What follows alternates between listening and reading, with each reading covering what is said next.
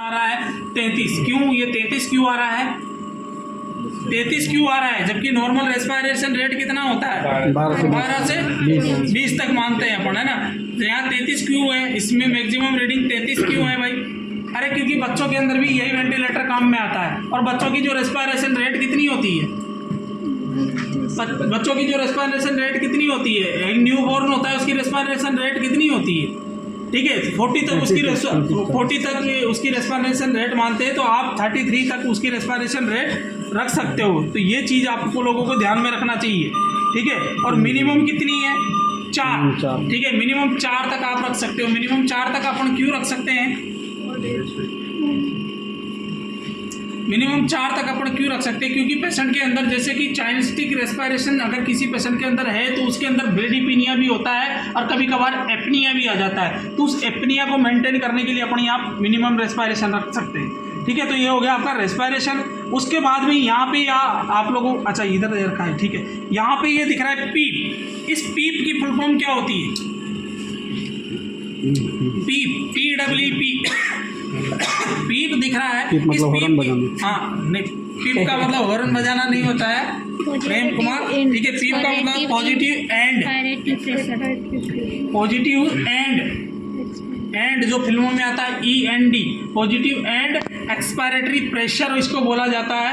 ये अपन सेट करते हो तो मिनिमम पीप ऑफ भी कर सकते हो आप, ठीक है। ये सेंटीमीटर H2O में इसका प्रेशर रहता है भाई, ठीक है। मिनिमम ऑफ भी कर सकते हो और मैक्सिमम आप कितनी 35 तक पीप दे सकते हो किसी को। ये पीप क्यों देते हैं? एक्सपायरेटरी प्रेशर क्यों अपन रिलीज करवाते हैं? जैसे कि मान लो CO2 किसी का वॉश आउट नहीं हो रहा है, आपने इंस्पायरेशन एक्सपायरेशन रेशियो के साथ में पीप भी आप लोगों को सेट करनी पड़ेगी, तभी उसका CO2 वॉश आउट हो पाएगा। क्योंकि एक्सपायरेटरी अपन प्रेशर लगा रहे हैं, ठीक है, फोर्सफुली उसका एक्सपायरेशन करवा रहे हैं। तो ऐसी कंडीशन में ये CO2 को वॉश आउट करने के लिए आप मैक्सिमम पीप मिनिमम पीप रख सकते हो। एक नॉर्मल क्लाइंट जो रहता है जिसमें CO2 लेवल और ऑक्सीजन लेवल नॉर्मल रहता है, उस कंडीशन में आप जो उसका पीप रखोगे वो 5 पीप रहता है उसका, ठीक है। इस तरीके से 5 पीप रखा जाता है। उसके बाद बात कर लेते हैं अपन ऑक्सीजन के बारे में, क्योंकि oxygen FiO2 friction inspired oxygen, ठीक है ना। फ्रिक्शन इंस्पायर्ड ऑक्सीजन भी अपन सेट करते हैं तो मिनिमम आप कितनी ऑक्सीजन देते हो? 21। और मैक्सिमम कितनी दे सकते हो? इससे ऑक्सीजन सेट होगी भाई आपकी, ठीक है। इससे सेट होगी तो मैक्सिमम आप 100 दे सकते हो, 100% दे सकते हो। और मिनिमम आप 21% दे सकते हो। क्यों मिनिमम 21%? क्यों किया गया? तो एनवायरनमेंट के अंदर जो आपकी ऑक्सीजन का लेवल है वो कितना है? 21% ऑक्सीजन एनवायरनमेंट में पाई जाती है। तो आप एनवायरनमेंट के बराबर भी इसको ऑक्सीजन दे सकते हो। 0 नहीं दे सकते, 10 नहीं दे सकते, क्योंकि एनवायरनमेंट के बराबर ऑक्सीजन आप इसको दे सकते हो। इसमें एक चीज़ का और ध्यान में रखना होता है आप लोगों को, जैसे कि मान लो सपोज दैट ये तो हो गई इसकी सेट। ये जैसे आप यहाँ पे FiO2 सेलेक्ट करोगे तो यहाँ पे FiO2 इस जगह पे आ जाएगा, ठीक है, कि कितना आपने ऑक्सीजन सेलेक्ट किया है। तो ये हो गई वेंटिलेटर की सेटिंग के बारे में बात। उसके बाद बात करते हैं इसमें कुछ सेटिंग्स होती है। जैसे कि मान लो यहाँ पे आपने इतना ही, जैसे एक मिनट, यहाँ पे आपने 12 रेस्पिरेशन सेलेक्ट किया। यहाँ पे आपने मान लो 12 रेस्पिरेशन या 14 रेस्पिरेशन सेलेक्ट किया। अब इसमें क्या होगा, इसकी एक खासियत है, जब भी आप इतना रेस्पिरेशन या इतनी सेटिंग सेट करोगे, उसके बाद में अगर एक्स्ट्रा पेशेंट अफोर्ड करता है खुद से, ठीक है, एक्स्ट्रा पेशेंट फोर्स लगाता है, तो ऐसी कंडीशन में आप लोगों को क्या करेगा, ये अलार्म देने लग जाएगा। जैसे कि मान लो आपने रेस्पिरेशन कितना सेट किया है? 14 क्यों किया है? क्योंकि वो अनरेस्पॉन्सिव है, पेशेंट सांस नहीं ले पा रहा था, कुछ उसके अंदर मतलब ठीक हुआ वो, और वो खुद से सांस लेने लग गया, या खुद से, या फिर अवेक हो गया। आपने सेडेशन उसको दे रखा था उस टाइम पे, वो अवेक हो गया, कॉन्शियस हो गया। ऐसी कंडीशन में वो खुद से सांस लेने लगा या फिर टेकीपिनिया उसके अंदर होने लगा, तो ये अलार्म देने लग जाएगा आपको। यहाँ पे अलार्म देने लग जाएगा, आपको समझ जाना है कि वेंटिलेटर के अंदर कोई ना कोई प्रॉब्लम है या कुछ ना कुछ हुआ है, ठीक है। दूसरा, पेशेंट को जैसे ये वेंटिलेटर सर्किट इस तरीके से कनेक्ट रहता है भाई, मैं आप लोगों को बता दूँ, ये स्टैंड है, इसको वेंटिलेटर सर्किट स्टैंड बोला जाता है। इस वेंटिलेटर सर्किट स्टैंड को इस तरीके से कनेक्ट किया जाता है इसके अंदर। तरीके से, ठीक है। यहाँ पे कैथेटर माउंट लगा दिया जाता है, किसी को नहीं मिला, इसको टाइट कर दो, हाँ उल्टा टाइट होगा बस, ज़्यादा नहीं, ठीक है। इस तरीके से लगा दिया जाता है। यहाँ पे इसके आगे ये कैथेटर माउंट लगा दिया जाता है, क्योंकि यहाँ पे ऐसा ही पोर्ट बना हुआ रहता है, इस जगह पे भी यहाँ टूटा हुआ है, ये किसी में हो तो ले आओ, ठीक है। इसको क्या है, आप समेट करके ऐसे शॉर्ट भी कर सकते हो और इसको लॉन्ग भी कर सकते हो, ठीक है। इस तरीके से शॉर्ट भी कर सकते हो, इसको लॉन्ग भी कर सकते हो, दोनों तरीके से पोजीशन चेंज हो जाती है इसकी। इसको ऐसे मोड़ भी सकते हो, इसको ऐसे भी मोड़ सकते हो, कैसे भी कर सकते हो। तो यहाँ पे इसको कनेक्ट कर दिया जाता है, इसको कैथेटर माउंट बोला जाता है। इससे ट्यूब कनेक्ट होती है, इससे क्या कनेक्ट होती है, ट्यूब कनेक्ट होती है। यहाँ पे इस तरीके से ये पोर्ट इसके अंदर पूरी तरीके से फंस जाता है और इस तरीके से ये ऐसे ट्यूब कनेक्ट हो जाती है, ठीक है। तो यहाँ से ऑक्सीजन आई और इसके थ्रू इसके अंदर आए, यहाँ पे चली गई। इसके बीच में इसके भी मतलब जो वेंटिलेटर सर्किट है और इस कैथेटर माउंट के बीच में एक फिल्टर लगाया जाता है, उसको HME फिल्टर बोला जाता है, HME फिल्टर, ठीक है। म्यूकस एक्सट्रैक्टरी फिल्टर बोला जाता है उसको, म्यूकस एक्सट्रैक्टरी फिल्टर बोला जाता है, ताकि जो भी मान लो जैसे आपने इस पेशेंट को कनेक्ट किया ये वेंटिलेटर, ठीक है, इस तरीके से कनेक्ट कर दिया ये ट्यूब के थ्रू।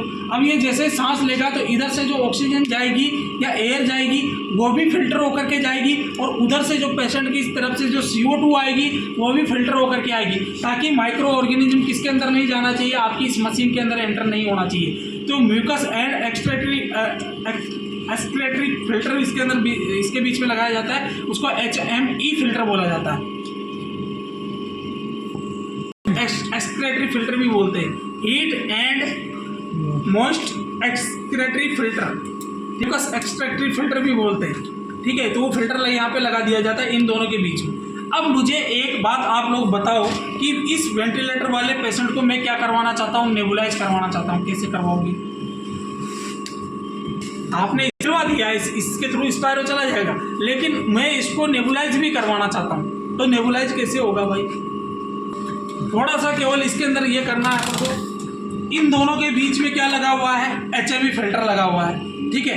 एक T शेप का पीस देखा होगा आप लोगों ने, ठीक है। जैसे आप लोगों का नेबुलाइजर मास्क होता है, उसके अंदर वो नीचे जिसके अंदर आप दवाई डालते हो वो लगा हुआ रहता है, ठीक है। तो उसके ऊपर जो ओपनिंग होती है वो ओपनिंग अपन मास्क से कनेक्ट कर देते हैं, लेकिन इसका जो T पीस रहेगा उसमें वो ओपनिंग मास्क से कनेक्ट नहीं रहेगी।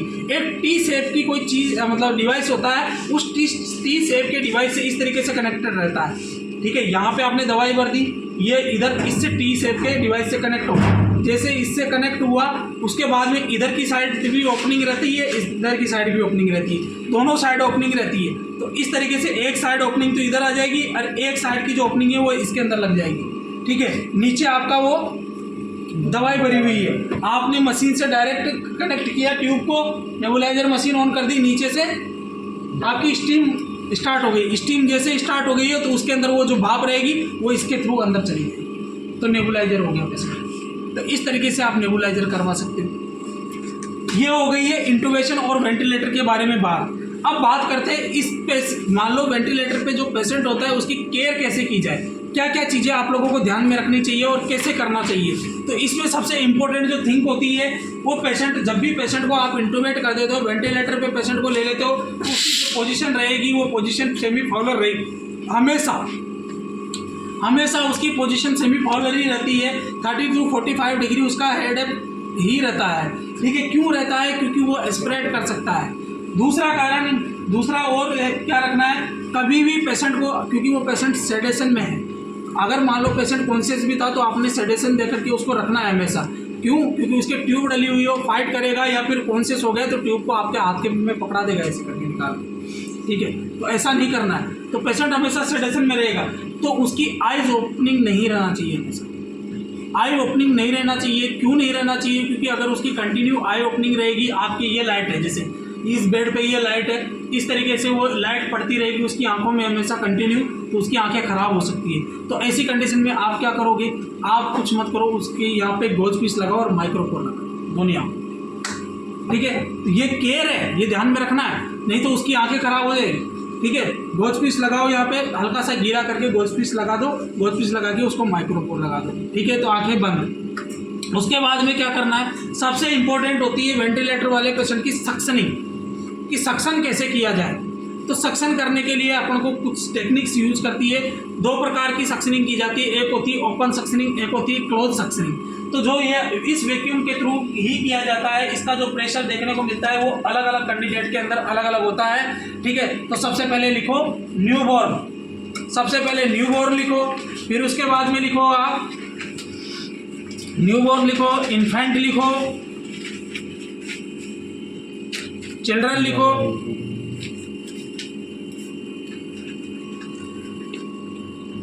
अडल्ट लिखो, ठीक है। ये सक्शनिंग की जाती है। अरे ऐसे नहीं लिखना, ऐसे के ऐसे लिखो सीक्वेंस से, ताकि इनका प्रेशर मैं लिखवाऊंगा फिर सामने, ठीक है। तो न्यूबॉर्न का जो प्रेशर देखने को मिलता है वो देखने को मिलता है 40 to 70। इसमें देखो यहाँ पे ये वैक्यूम लिखा हुआ है, mmHg में ये प्रेशर रहता है, ठीक है। तो इसमें जो देखने को मिलेगा आप लोगों का वो ये अडल्ट की फॉर्म में है। इसका जो मीटर है, इसमें जो वैक्यूम है, ये वैक्यूम जो लगाया गया है वो अडल्ट वाला वैक्यूम लगाया गया है। इसमें एक इन्फेंट वाला या बच्चों वाला वैक्यूम होता है, जो कि चिल्ड्रन वार्ड में या आपको NICU में मिलेगा, ठीक है। SNCU में या NICU में मिलेगा। तो यहाँ पे जो इसका जो प्रेशर देखने को मिलेगा वो देखने को मिलेगा 40 to 70 mmHg देखने को मिलेगा। उसके बाद में बात कर लो आप इन्फेंट के बारे में, तो इसका प्रेशर देखने को मिलेगा आप लोगों को 80 to 100। चिल्ड्रन के बारे में बात करें तो 120 इसका प्रेशर देखने को मिलेगा, और अगर अडल्ट के बारे में बात